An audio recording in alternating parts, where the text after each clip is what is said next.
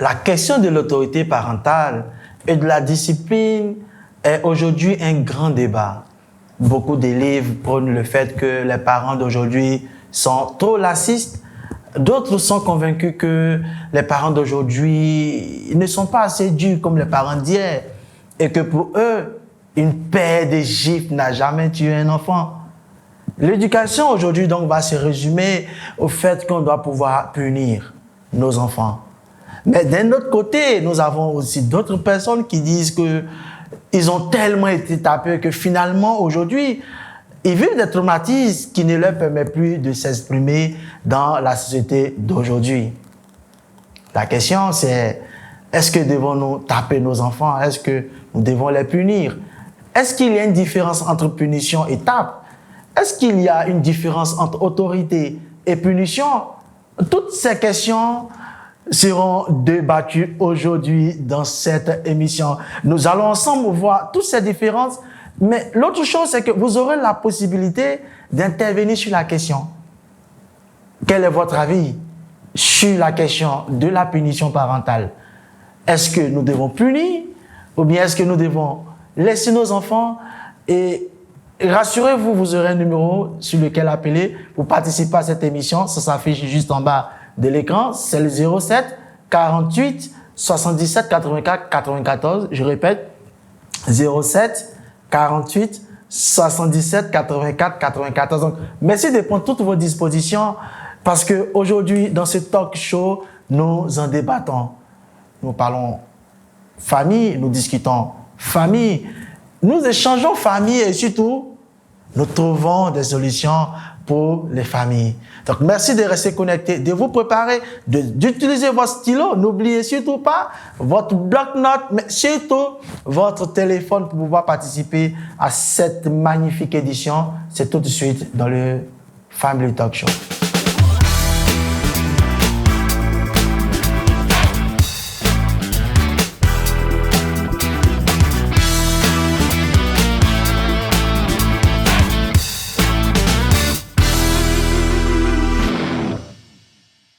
Bienvenue à Family Talk Show et je rappelle le sujet, c'est doit-on punir obligatoirement nos enfants? Donc, comme je le disais, notre ligne reste ouverte, c'est le 07 48 77 84 94 pour répondre à la question de savoir est-ce que nous devons obligatoirement punir nos enfants? Donc, c'est tout de suite pour ceux qui le veulent, ils peuvent déjà appeler pour participer à cette belle émission. Ah, on a déjà notre premier appel. D'accord, on a notre premier appel. On va le décrocher et puis on va écouter déjà le parent. Allô? Allô, bonjour monsieur. Oui, bonjour madame. Votre nom s'il vous plaît? C'est une très belle émission. Franchement, le sujet que vous abordez aujourd'hui nous touche particulièrement. Merci. Donc, moi je suis Madame Soro. Madame Soro, bienvenue à cette belle émission. Vous appelez de quelle commune? De quelle ville? J'appelle de Benjerville. De Benjerville. Ah, d'accord. Vous avez combien d'enfants, madame? J'ai 2 enfants. 2 enfants, les différents âges, s'il vous plaît? Le premier, il a 13 ans et la deuxième, elle a 8 ans. Alors, madame Soro, bienvenue dans cette émission. Déjà, nous allons vous poser la première question, la question de débat aujourd'hui. Est-ce que vous pensez que c'est nécessaire aujourd'hui de taper les enfants ou bien est-ce que vous pensez aussi qu'il y a une différence entre la punition et taper forcément? Moi, je pense que ce n'est pas vraiment nécessaire de frapper les enfants de nos jours, surtout au XXIe siècle. Parce que je pense qu'ils sont capables de comprendre quand on leur parle. À la limite, bien sûr, je suis quand même d'accord pour la punition, mais pas pour qu'on les frappe. Parce qu'à notre époque, on a quand même été traumatisés par ça. Hein. C'est ça. Alors, quand je vous écoute, ma question c'est donc, est-ce que vous pensez qu'il y a une différence entre la punition et puis la tape? Oui, bien sûr, je pense, hein, parce que je pense que la punition, c'est plus facile pour l'enfant de l'assimiler, mais frapper, il se braque tout de suite, il pourrait se braquer, il pourrait se fermer carrément à ce qu'on veut passer comme message. D'accord. Alors, pour les parents qui nous suivent, est-ce que vous pouvez nous dire, par exemple, un exemple de punition sans taper, par exemple, s'il vous plaît? Bon, moi, pour mes enfants, par exemple, je les prive de leur jouet favori, par exemple.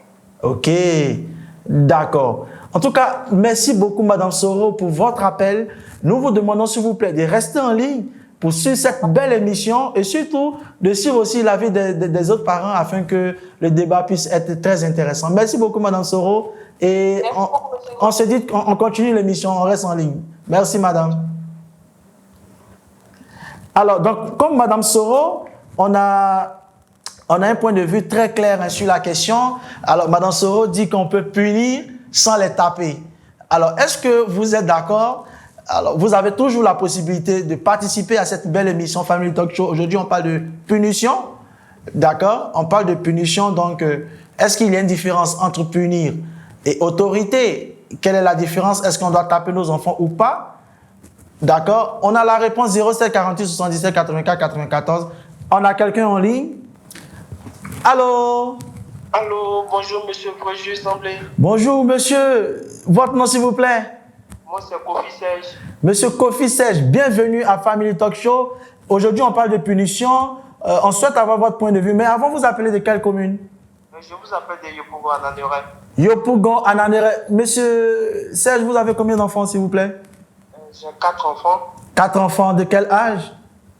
J'ai mon premier fils de 20 ans. Oui. Et j'ai un de 15 ans. Oui. Et j'ai il y a des jumeaux en fait, des jumeaux de 8 ans.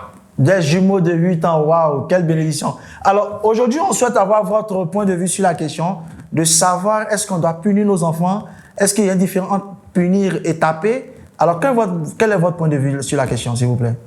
Ok, merci beaucoup, monsieur Semblé. Déjà, je tiens à vous féliciter pour cette très belle émission. Je vous suis depuis 2 mois et oui. Je vois vraiment que vous êtes vraiment actif sur les réseaux et sur les chaînes privées, notamment NC et autres. En tout cas, oui. vraiment félicitations à vous. Merci. Ok. Il faut dire que pour la question de la punition, moi je pense bien qu'il faut punir les enfants. Il faut punir parce que nous déjà, on a reçu cette éducation et il est important pour nous que nous puissions retransmettre cette éducation. C'est grâce à cela que nous sommes aujourd'hui ce que nous sommes. Et si on ne sait pas de reproduire cette éducation-là, c'est sûr et certain que nos enfants ne pourront plus, comment dirais-je, avoir l'éducation de base. Donc moi je pense bien qu'il faut vraiment les éduquer autrement. Exactement. Donc pour vous, les éduquer va passer forcément par la punition ou par la chicotte? Oui, les deux. Parce qu'il y a c'est-à-dire moi par exemple, ça dépend des gaffes.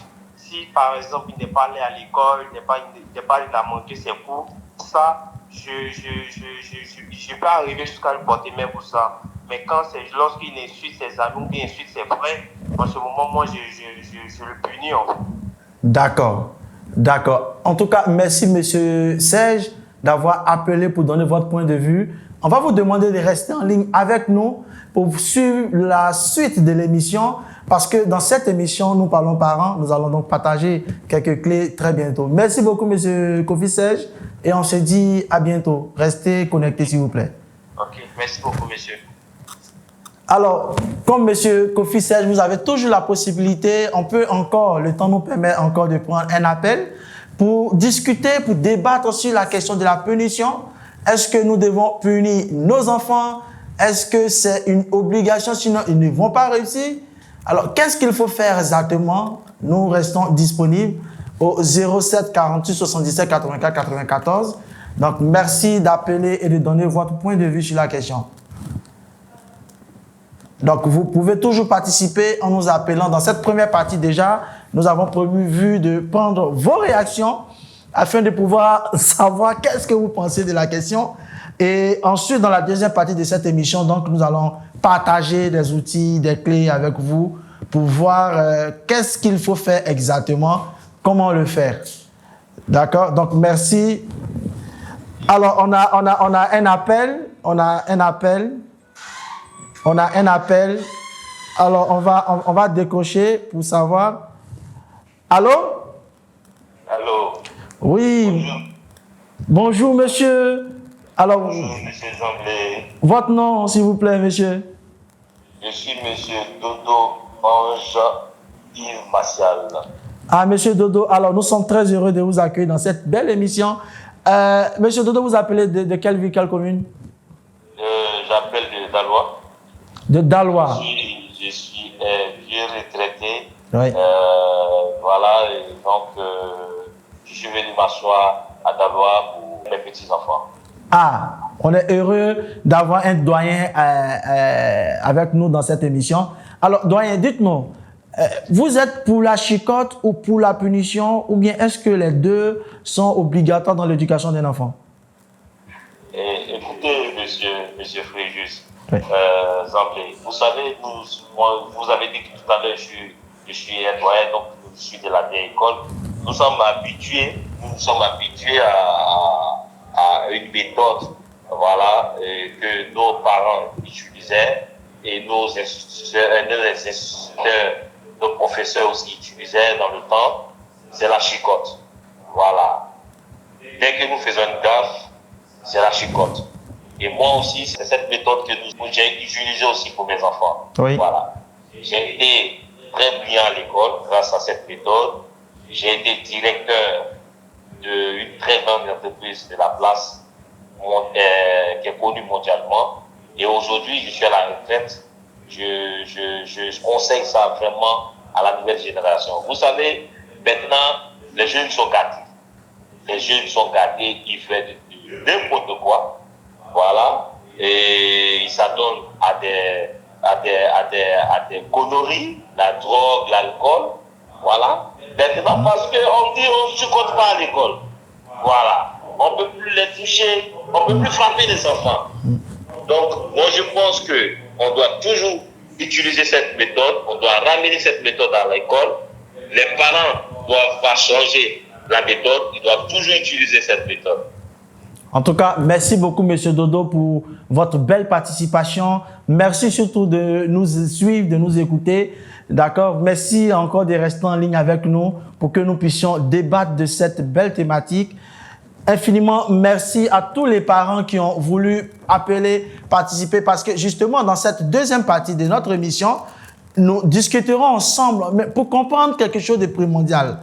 Est-ce qu'il faut taper? Est-ce qu'il faut toujours taper? C'est la question. Merci donc de rester connectés. Nous parlerons de 4 raisons pour lesquelles il faut faire vraiment un peu attention à la punition. Est-ce qu'il y a une différence entre punir et taper son enfant? C'est tout de suite que nous allons débattre. Mais avant, j'ai le plaisir donc de vous annoncer un très grand événement. Suivez s'il vous plaît. Est-ce que nous, on peut leur proposer une pièce de réchange? Oui, on peut leur proposer le leadership parental.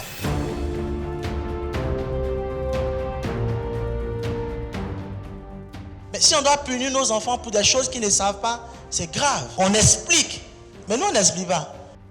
Comment arriver à intéresser les enfants pour ne pas qu'ils aient comme seul atout soit la drogue, la sexualité ou tout ce qu'il y a comme attitude à condamner en milieu scolaire. Récemment, en janvier, le classement des sites internet est sorti. Les sites pornographiques sont en 4e position. Mais les enfants sont bombardés. La télévision, les publicités. Même aujourd'hui, pour vendre une voiture, on va montrer une fille comme ça.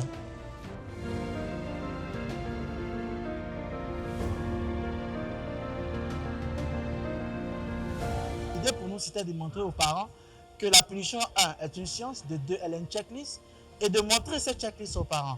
Finalement, on a découvert au cours de cette formation que cette checklist-là ne pouvait pas être exécutée par les parents parce que cela demandait plus de compétences en psychologie et de comportement. Mais est-ce qu'il y a une pièce de réchange? Oui, cette formation nous a montré qu'il y a une grosse pièce de réchange qui non seulement est simple, mais prend moins d'énergie aux parents, qui est le leadership parental. Aujourd'hui, on a des outils, on a des moyens pour pouvoir apprendre la parentalité. Et c'est ce à quoi nous avons assisté dans ce séminaire. On a aujourd'hui des vidéos, vous pouvez les acheter, vous pouvez lire les livres de Fréjus Zamblé qui s'est spécialisé dans ce domaine-là pour apprendre, pour donner des outils simples aux parents pour catapulter leur vie familiale en avant. Les enfants du 21e siècle ne sont pas les enfants de notre génération. Avec eux, il faut négocier.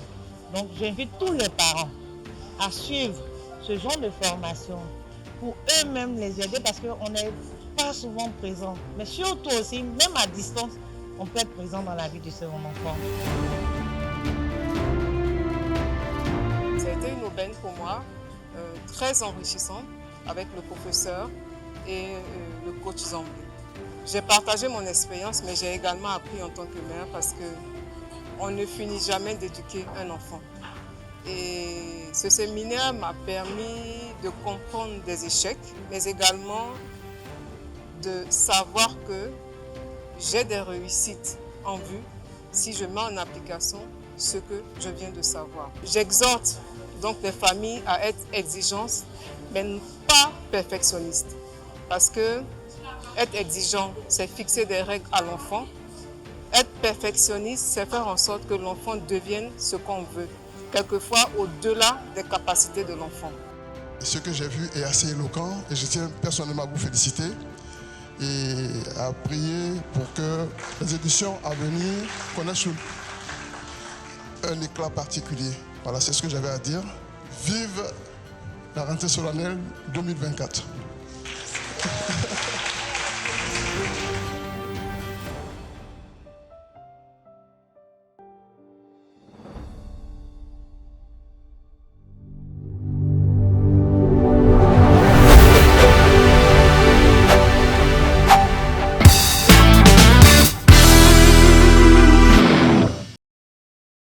Alors, donc, comme vous venez de le voir, c'est la rentrée solennelle des parents. C'est l'un des plus grands événements des parents, le plus grand rassemblement des parents ici en Afrique francophone. Et depuis maintenant 4 ans. Et cette année, ce sera à la date du 10 août. Du 10 août au Palais de la Culture. Et cette année, le thème principal de ce grand rassemblement, c'est la communication parentale. Rassurez-vous que les panels seront animés par des experts. Mais l'innovation cette année de cette formation, c'est que ce sera les parents qui seront aussi des panélistes. Des parents que nous avons sélectionnés pour être panélistes, pour transcrire effectivement les difficultés que les parents rencontrent dans leur parentalité. Et l'autre bonne nouvelle que vous aurez dans ce grand événement, c'est que tous les parents auront la possibilité de participer à la scolarisation d'un enfant. Vous savez, il y a beaucoup d'enfants démunis, beaucoup d'enfants dans les orphelinats, beaucoup d'enfants dans les rues qui n'arrivent pas là à l'école. Nous avons décidé, grâce à cet événement, de pouvoir, quitte à envoyer une chaussure, des habits, des cahiers, de l'argent, nous allons les transmettre à des organisations qui seront effectivement sur l'événement, qui pourront, eux, à leur tour, distribuer, d'accord, de façon professionnels, parce que nous ne sommes pas forcément professionnels, nous ne sommes pas une ONG, mais on pourra se servir d'eux pour pouvoir aider ces milliers d'enfants. Donc, inscrivez-vous déjà grâce au lien dans la description, pour déjà réserver votre ticket, ça va très vite, nous sommes déjà à plus de 1000 parents inscrits, il y a quelques places encore qui restent, d'accord, donc il faut faire vite, mais surtout, vous apprêtez à apporter votre soutien à tous ces enfants. 4 raisons pour lesquelles nous devons faire attention à la punition.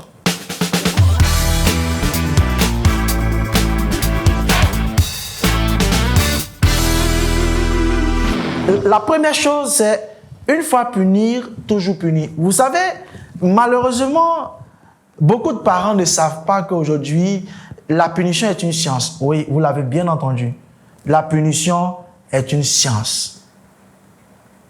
Vous savez, il y a quelques années, on a décidé de travailler sur la thématique de la punition pour comprendre pourquoi est-ce que ça ne fonctionnait pas. Beaucoup de parents nous appelaient dans le cadre de notre activité d'accompagnement de coaching. Ils punissent énormément les enfants, mais ils ont peu de résultats. Regardez vous-même les écoles. Aujourd'hui, dans la plupart des écoles, tous les enseignants, les directeurs, les éducateurs sont convaincus qu'aujourd'hui, ils ont augmenté le nombre de punitions. Donc, il y a des chartes, il y a des règlements intérieurs. Mais ce qui est bizarre, dans le même temps, on a des enfants qui deviennent de plus en plus rebelles. Donc, qu'est-ce qui se passe? Notre cabinet a été approché et nous avons découvert finalement que la punition est une science. Et si la punition est une science, vous êtes d'accord avec moi qu'il est important de découvrir cette science, de savoir comment elle fonctionne. Donc, dans cette deuxième partie, 4 raisons pour lesquelles nos punitions sont souvent inefficaces vont vous permettre de savoir pourquoi ça ne fonctionne pas et comment le faire. Démarrons déjà avec le premier point. Une fois puni, toujours puni. Vous savez, la science de la punition montre que si on punit un enfant, par rapport à un comportement dit indésirable par le parent, il faut qu'on punisse à chaque fois le même comportement lorsqu'il sera répété. Ça veut dire quoi? Je vais taper mon enfant parce qu'il a mal attrapé un verre. La science de la punition nous dit que toutes les fois qu'il va mal attraper le verre, il faut que je le tape. Pour que taper soit carrément lié au fait qu'il ait mal attrapé le verre. Mais dans la plupart du temps, qu'est-ce qui se passe? Ce qui va se passer, c'est que très souvent, nos réactions, nos comportements, nos émotions vont dépendre de la circonstance. Donc, on va taper un enfant parce qu'il a mal fait un comportement, il a eu un comportement indésirable, pardon. Et dans le même temps, le lendemain, on est très en joie, l'enfant reproduit le même comportement, mais cette fois-ci, comme nous sommes en joie, on ne le tape pas. Ce qui va se passer dans le cerveau de l'enfant, c'est qu'il ne comprendra pas qu'en fait, il y a un problème avec le verre qu'il attrape mal. Mais il va commencer à penser qu'il y a un problème avec nos émotions. C'est-à-dire, quand nous sommes fâchés, nous punissons. Quand nous ne sommes pas fâchés, nous laissons les choses se faire comme elles. Donc, attention, une fois puni, toujours punir. Le premier point.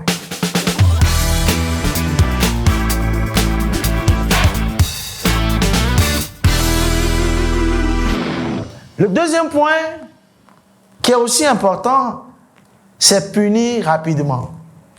La science de la punition nous dit que pour qu'un enfant arrive à lier la correction qu'il vient d'avoir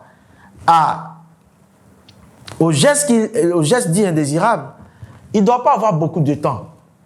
On doit pouvoir punir rapidement. Mais qu'est-ce qui se passe généralement avec nous? Nous sommes au travail. Lorsqu'on rentre du travail, là, nous informe que l'enfant a eu un comportement indésirable. Et là, comme nous sommes fatigués, on se repose et le lendemain, on tape l'enfant. On dit, mais tu as oublié hier, là, tu as cassé telle chose. Souvent, l'enfant ne comprend pas. Il se dit, mais pourquoi tu ne m'as pas tapé hier? À l'Ivoirien, on appelle ça les rires couchés. Donc, ce qui va se passer, c'est qu'on tape tardivement nos enfants. Du coup, ils n'arrivent pas à lier la correction qu'on vient de leur donner et l'action qu'ils ont posée. Il y a un décalage. Et là encore, le message psychologique que ça lui envoie directement, c'est que mon parent, il a un problème avec moi. Vous comprenez le danger? Donc, on va punir, mais est-ce que nos punitions sont liées aux faits? Ou bien souvent, on va le taper, on va dire, mais tu as oublié que l'autre jour, tu as fait telle chose, je n'ai pas parlé, mais aujourd'hui, tu as répété la même chose, raison pour laquelle je t'ai tapé. Mais pourquoi est-ce qu'on n'a pas tapé la première fois? La science de la punition nous dit de taper l'enfant immédiatement. Donc, il n'y a pas à attendre. Il n'y a pas... Mais la question, est-ce que c'est un outil facile à pratiquer? Parce que finalement, ce qui reviendra à dire qu'on aurait une chicotte et on serait en train de veiller sur nos enfants pour que toutes les fois qu'il fait quelque chose, on tape. Parce que techniquement, nous n'avons pas le temps. Nous sommes au travail, nous sommes occupés par pas mal de choses. Et si à chaque fois qu'il fait une bêtise qu'on doit taper, vous comprenez que c'est incohérent, c'est impossible, c'est mission impossible. Du coup, on comprend que c'est pas quelque chose qu'on pourrait réaliser. Raison pour laquelle, quand on tape nos enfants en différé sur les actions, les comportements inappropriés qu'ils ont, on a peu de résultats.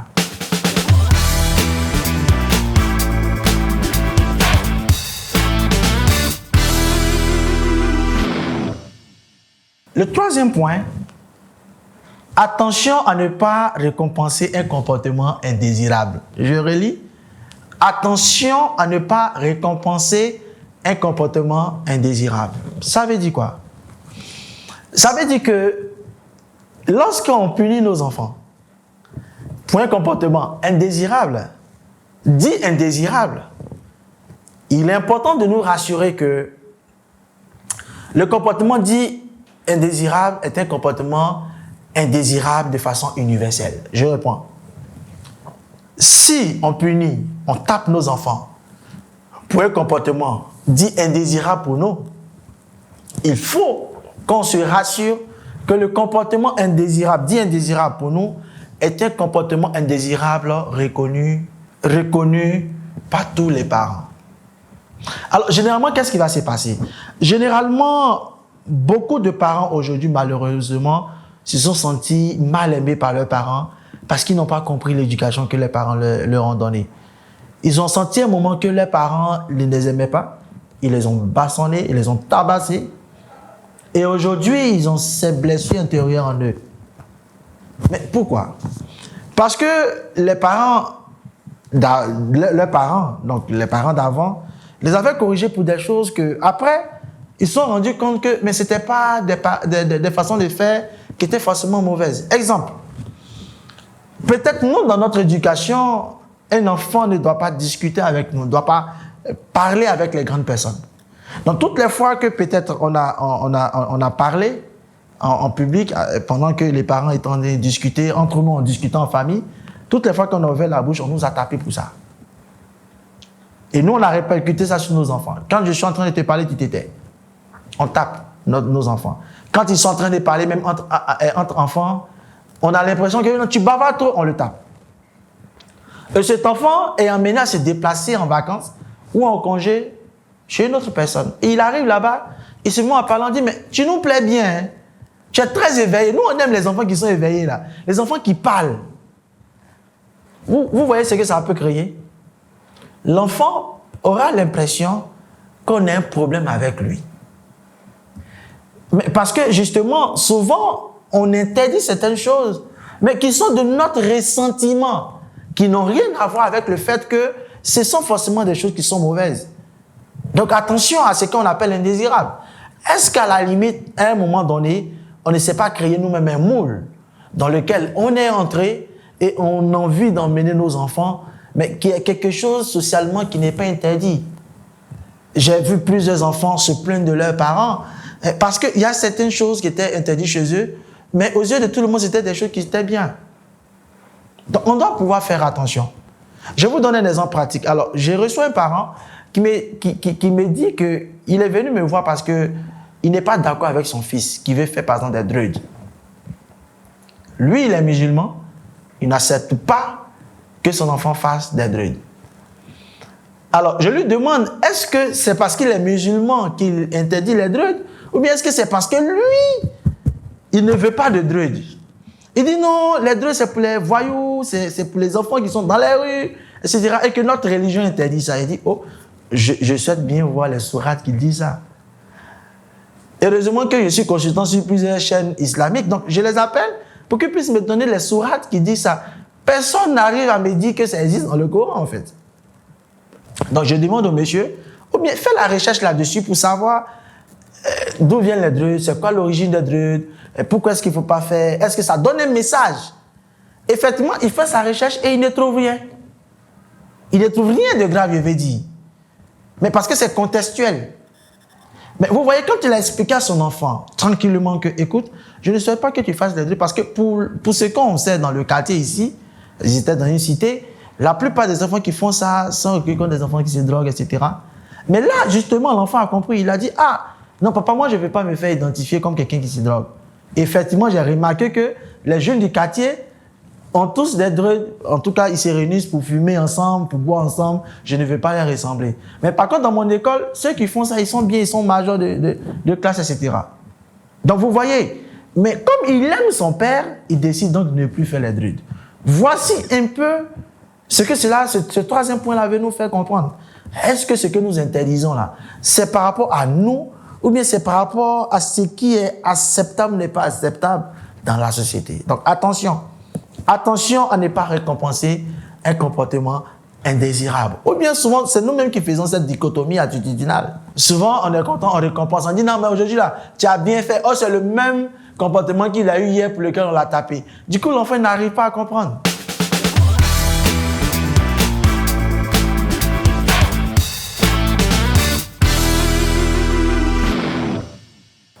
Le quatrième point, le dernier, c'est la punition doit être privée. Vous savez, beaucoup de parents aujourd'hui sont frustrés. Beaucoup de personnes dans les rues sont frustrées. On entend très souvent des gens se suicider. Mais vous savez pourquoi les gens se suicident? En réalité, c'est des personnes qui sont blessées à l'intérieur d'elles. Elles ont des blessures intérieures. Parce que toute leur vie, elles ont été humiliées. Alors, la plupart des parents pensent qu'en humiliant un enfant, cet enfant, il va se ranger. Il y a une maman qui me disait que elle tape son enfant devant ses amis pour qu'il puisse avoir honte. Mais ce qu'elle ne comprend pas, c'est que toutes les fois qu'elle le tape devant ses amis, à la limite, l'enfant même lutte contre elle. Parce qu'il n'a pas envie de se faire humilier. Donc, il veut se débarrasser de sa maman. Et il y a plein de parents qui se sont fait taper comme ça. La science de la punition nous dit la punition doit être privée. Quand la punition est privée, l'enfant comprend ce pourquoi il a été tapé, il a été puni. Mais justement, il garde sa dignité. Vous savez, la meilleure manière d'emmener des personnes à passer à l'action, c'est de les motiver. Parce que si quelqu'un n'arrive pas à faire quelque chose, vous êtes d'accord avec moi que la meilleure manière de l'emmener à faire la chose, c'est de le motiver. Mais quelqu'un qui est humilié, quelqu'un qui se sent blessé, n'arrive pas à agir. Donc, si nous souhaitons corriger nos enfants, si nous souhaitons même les taper, peut-être on va le faire en privé. C'est entre nous et l'enfant. Il aura compris. Et ça nous permettra, bien entendu, de pouvoir l'emmener à avoir du résultat. Vous avez certainement noté ces 4 points. Le premier point, une fois puni, toujours puni. On a vu que ce n'était pas possible. Puni rapidement, nous sommes occupés à faire d'autres choses, ce n'était pas possible. Nous avons dit qu'il fallait faire attention à ne pas récompenser un comportement indésirable. Et enfin, nous avons vu que la punition devrait être privée. J'ai été très heureux de partager tous ces points avec vous. À vous donc de décider. Allez-vous taper vos enfants ou ne pas les taper? Qu'est-ce que donc on devait retenir? On devait retenir qu'on doit faire attention à la punition parce que c'est une science. Si nous ne maîtrisons pas cette science, ce n'est pas la peine de pouvoir taper nos enfants. Dans ceux qui ont appelé, il y a eu une très bonne réponse. Il y a une différence entre punir et taper. On n'est pas obligé de taper toutefois les enfants, mais on peut les punir, mais il faut qu'ils comprennent la punition. Merci de nous avoir suivis dans ce numéro de Family Talk Show. Ici, nous parlons toujours des parents. Nous parlons des difficultés que nous rencontrons dans notre parentalité. Nous débattons, nous trouvons des outils clés en main qui vous permettent de comprendre le comportement de vos enfants, de comprendre vos réactions, mais surtout de pouvoir comprendre le message derrière les crises de vos enfants et de pouvoir les accompagner. Merci de noter ce numéro 07 48 77 84 94 pour participer, pour donner votre point de vue. Parce que, comme vous le savez, la parentalité, c'est une question de famille. Nous sommes ici en famille, nous réfléchissons en famille. Merci de rester connectés sur Family Talk Show. On se dit à la prochaine.